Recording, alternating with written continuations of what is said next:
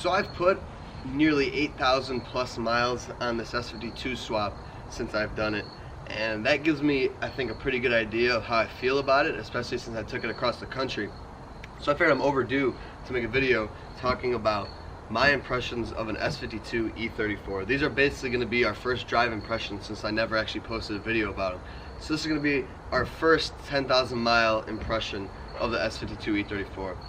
Fun factor, reliability factor, all that sorts of stuff. So let's fire it up, get on the road, and let's get to talking. I haven't driven this thing in actually quite some time, so I'm excited to go take it out for a spin before winter comes in. So yeah, let's go over to our fun roads. I'm gonna give you guys all the impressions. I obviously touched on it along our road trip, but you know, if in case you don't care to watch me go through a whole road trip and stuff, this will be for those of you that just genuinely want to know what an S52 in an E34 feels like. So I literally just filmed my turbo E34 video, so I fresh in my mind what a monstrous 500 plus horsepower E34 feels like. But let's feel a more modest, realistic S52 E34.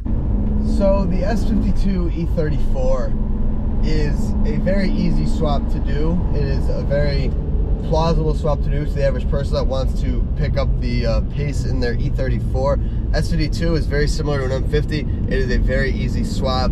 OBD1 convert the S52. I have all the videos to do it, and you can basically drop it in a weekend. I took my time on this, and especially with filming, but pretty freaking easy to do. So this is a stock S52 B32 with a OBD1 conversion, so M50 manifold and all the M50 goodies. Stock ECU with an RK tuned chip, his OBD1 chip. So basically, the usual red line increase, a little bit of power and this and that. Stock everything else, stock airbox, everything. Stock S52 headers with an M50's full E34 stock exhaust, cats, muffler, everything. So that's basically the specs if you aren't familiar with this car. It's quiet, it's tame. I did a 7,000 plus mile road trip and enjoyed every bit of it. So it's not bad at all. As far as everything else in the car, it is a stock ZF transmission and a 323 LSD. That's the final drive. So it's the average 525 manual spec car, just with an S52. So feels pretty stock. The driving, basically the driving dynamics of this car are pretty stock feeling, which is what I really like. And I think that is probably my favorite part about this car, is it will still feel like a 525i to you, and that is the big thing there. That's what the 540 E34 is a riot. It's more power than this, and I had this conversation with Ish and Christian, all them. The 540 is a true car. You don't have to do a swap, and it feels, it feels better. It feels quicker, the torque down low. S52 has to be wrung out to really feel them.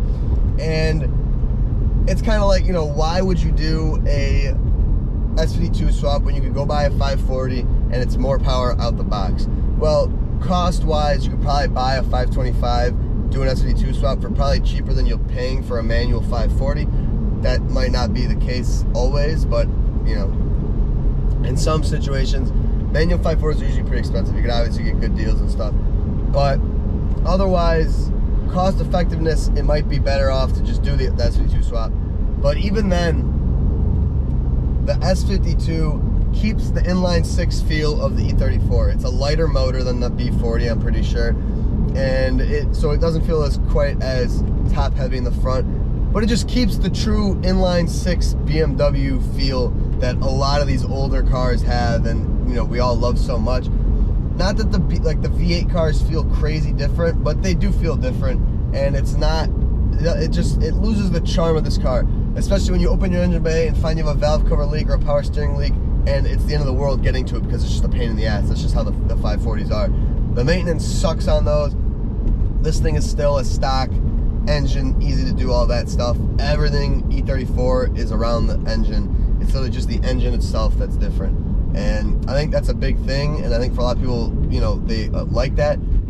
There's a lot of people that, you're pulling out the original M50. Well, if you look at this engine bay, and you guys have seen it, you can't even tell Not only that, but with the LSD, this thing also rips in the corners, and it's pretty fun. So I find that I have a very easy time sliding this car out over the turbo car, because the S52 just allows you to do it, and it's a lot of fun. Now, power wise, what to expect?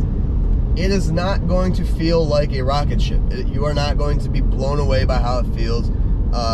If you're expecting the car to feel fast, I think you might actually be disappointed. I think it is the perfect balance of just an NA feeling car that you can drive and enjoy. Even a 525i stock with a manual, I think are quite enjoyable to drive, but I'm one of the people that has also learned to actually enjoy these cars for not being like straight line rockets, but like just the full experience is what keeps it fun. And you know, shifting the gears, the way they corner, the driving dynamic is the heart of, you know, what makes these so good.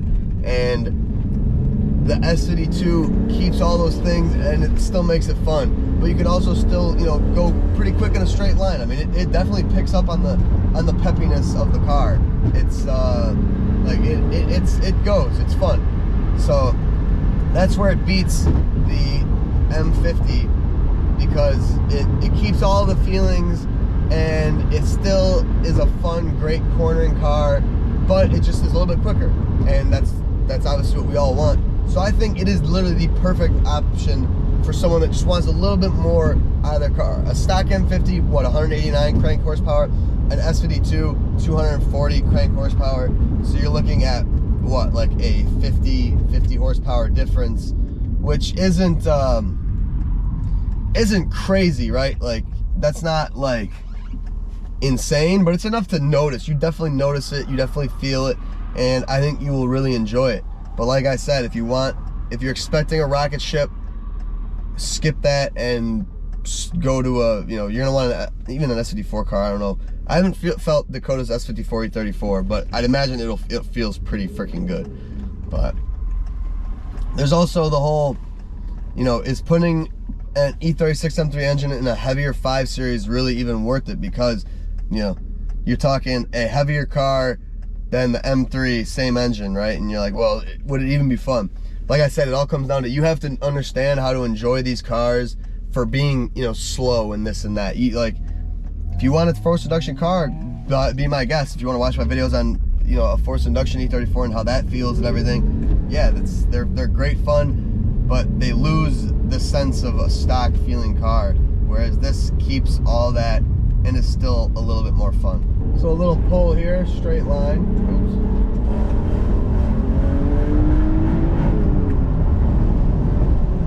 Revving it out to 7,000. I mean, it goes. It's not a slug. It is a pretty peppy car, I have to say, with the tune and everything. It is a peppy car, and it definitely gets up there pretty quick. And it is a lot of fun. And what's even more fun about that is, yes, it can go pretty quick in a straight line, but the cornering, which we'll get to up here, feels fantastic, man.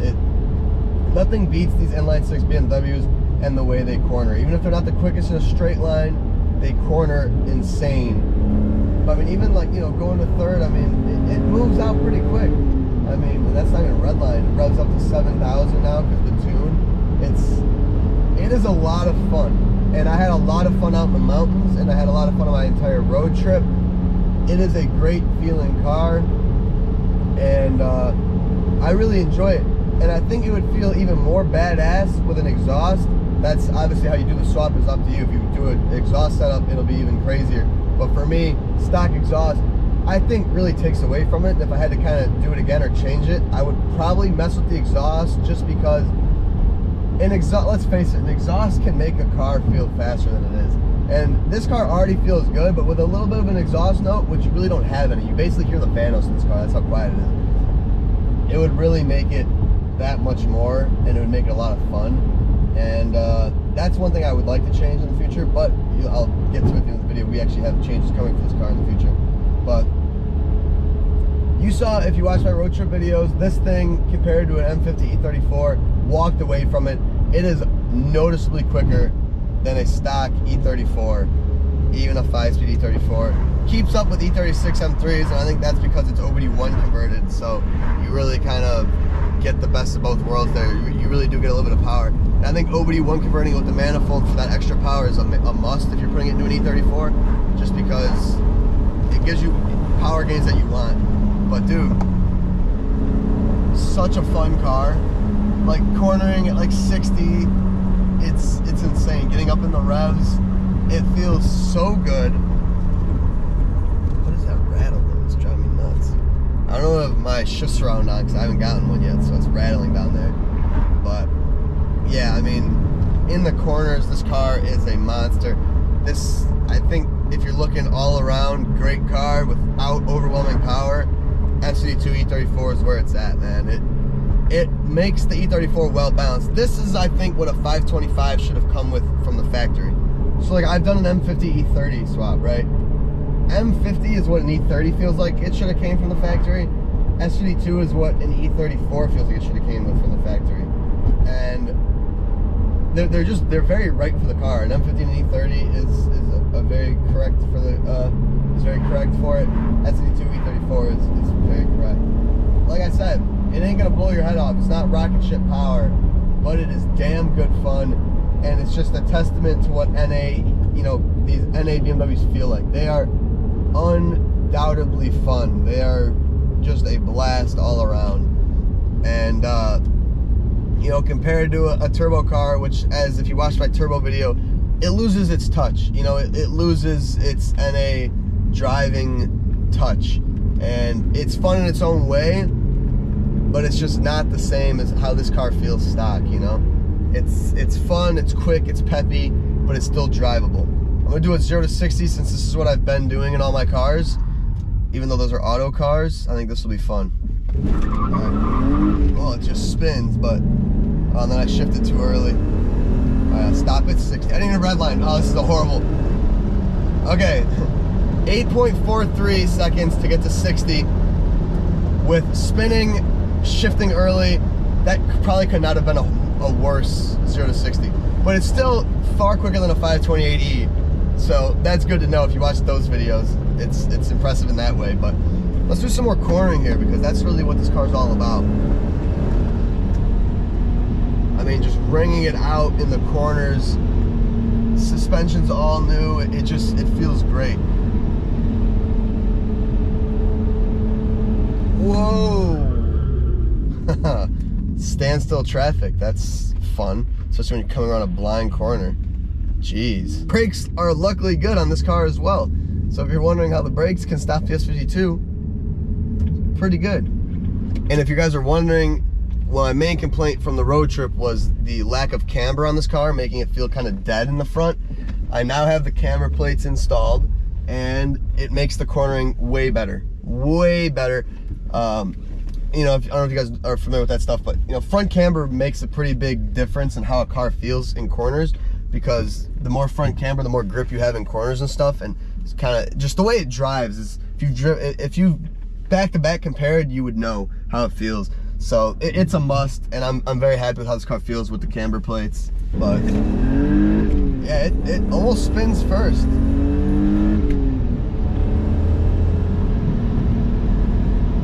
Yeah, it's so good. This car is so good in the corners now that I have camber plates. It's a well set up car, man. It is loads of fun. It feels good, dude, honestly. I haven't driven this car in a while, and if you're talking in terms of all my cars, right? I have a turbo car, which you're not driving like that in corners on. I have the E46 M3, which is the king of this, but I just haven't gotten it out enough this year. The E36 is neither of those. E36 is actually a really good fun car, but none of mine are set up for it. This thing is the king of this type of driving, and I love it, and I have to really get more miles on this car before I put it away this year, because it's a ride of fun. It is so good. The cost to do the swap, I have to still film, I think I'll make a video on all the costs associated. I have to calculate it, but depending on what you get the S52 for, after you get all the parts, it's really not outrageous. I would say probably $5 to $6 grand, depending on, like I said, the cost of the motor. S52 is on average a $3,000 motor. I paid much less for mine. My swap was pretty cheap because I also had the E34 to start, so I had all the parts pretty much. But the swap itself is as simple as the S52 and then the OBD1 bits, and I mean you're really looking at maybe $4,000 for all that stuff. So 6 might be a little high, but yeah, maybe like 4 to 6. There's a decent amount of range there. It can be done fairly cheap, and the big question is it worth it? I honestly think, being the E34 lover I am and the inline 6 lover that I am, I think it is worth it. I think if you're gonna look at all the manual or all the driveline swaps you can do in an E34, forced induction, S54, V8. Well, let's get away from swaps. Let's first off go the basis of stock E34s you can buy. There's 535s with the M30, the 525 M50. Let's not even talk about the M20 cars. That's a waste to even talk about. And the V8 cars. We're not gonna talk about the B40s, not the B30s. That's also a waste. And the M5s, obviously. M5 is obviously probably top tier. I've never driven one. I can't attest to how fun it is, but I bet it's insane. So that would be, I bet, the king. But in terms of all those, M30 is a lot of fun. M50, not that much fun. This brings it basically to 540 level almost, but just retaining, like I said, the inline 6 feel. But now if you're gonna swap something in, right? So let's say you got a stock car, and each car you have is kind of different, right? Like if you have a 540, you either keep it that way or you do V8s usually. If you have an inline 6, you know, if you have an M30 car, pretty much keep M30. I don't know really what else you would do there that would kind of, I guess an S38 maybe, but in terms of a 525i, what are the realistic options to swap in? S50, S52, S54, and you know, I don't really know what else beyond that. Damn, I just stalled. I was gonna book it. Oh yeah, thanks, man.